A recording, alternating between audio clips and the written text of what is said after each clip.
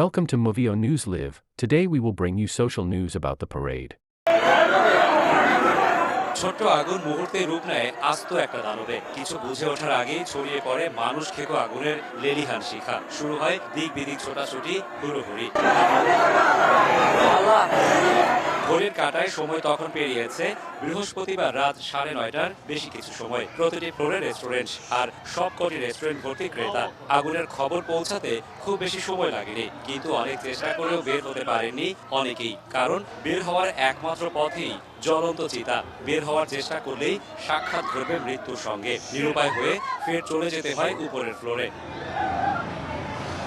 আগুনের খবর পেয়ে একে একে ঘটনাস্থলে পৌঁছায় ফায়ার সার্ভিসের 13টি ইউনিট। প্রাণপণে শুরু হয় দুটি কাজ।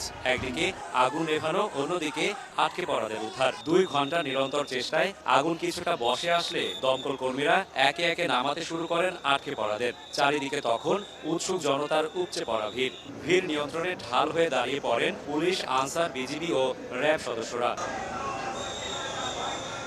প্রাণ বাঁচাতে ছাদে ছুটে যাওয়া মানুষদের উদ্ধার করা হয় ল্যাডারের সাহায্যে। এক্ষেত্রে শুরুতেই নারী ও শিশু, এরপর নামিয়ে আনা হয় আটকে পড়া পুরুষ সদস্যদের। এ সময় নিজের স্বজনকে বুঝে পেয়ে আবেগে ভাসেন অপেক্ষারত স্বজন। আবার অনেকে কাঁদেন স্বজনের খোঁজ না পেয়ে।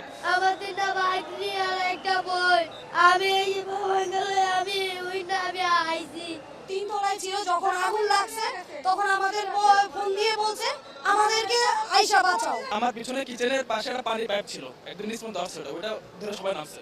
তখন ধোয়া অলরেডি অন্ধকার পুরো রুম। 2 তলা থেকে একটা মেয়ে লাফ দিছে, তারপর মেবি পাম্প ভেঙে গেছে।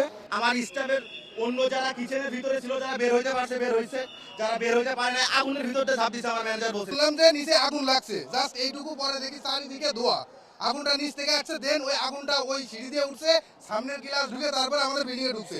উদ্ধার অভিযানে অংশ নেওয়া ফায়ার সার্ভিসের কর্মীরা বলছেন, আগুন লাগা ভবনটির প্রতিটি তলার সিঁড়ি ছিল বড় বড় গ্যাস সিলিন্ডারের ঠাসা, যা ব্যবহৃত হতো রেস্টুরেন্টে রান্নার কাজে। সেসব গ্যাস সিলিন্ডারই কাল হয়ে দাঁড়িয়েছে পুরো ঘটনায়। তো আমাদের স্টোর বন্ধ হয়ে গেছে 9টায়, তো আমরা যার যার মতো চলে গেছি।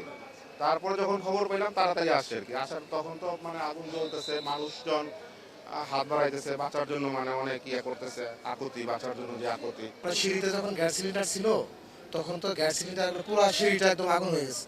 তো সিঁড়িতে আর কেউ আসতে পারেনি না, যারা ভিতরে ঢুকছে শুধু একটা দরজা ছিল, ওই একটা জায়গায় আশ্রয় নিয়েছিল। আগুনের সূত্রপাত কিংবা ক্ষয়ক্ষতির পুরোপুরি তথ্য কোনো সংস্থা এখনো দিতে না পারলেও প্রশ্ন দেখা দিয়েছে ভবনটির নিজস্ব অগ্নি নির্বাপন ব্যবস্থা পর্যাপ্ত ছিল কিনা এ বিষয়ে। যদিও সিআইডি বলছে কেমিক্যাল পরীক্ষা করে উদ্ঘাটন করা হবে দুর্ঘটনার পেছনের কারণ। বিভিন্ন রকমের গ্যাস সিলিন্ডার, এটা একটা অগ্নি চুল্লির মতো অবস্থা, যার জন্য আগুনটা দাও দাও করে, আপনারা নিশ্চয়ই প্রথম থেকে ছিলেন এবং দেখেছেন, আমরাও ছিলাম, আগুনটা খুব দ্রুত বিভিন্ন তলায় ছড়িয়ে গিয়েছে এবং আগুনে দগ্ধ না হয়ে মানুষ সাফোকেশনে, অক্সিজেনের অভাবে হয়তো অচেতন হয়েছেন, যারা মারা গিয়েছেন সাফোকেশনে।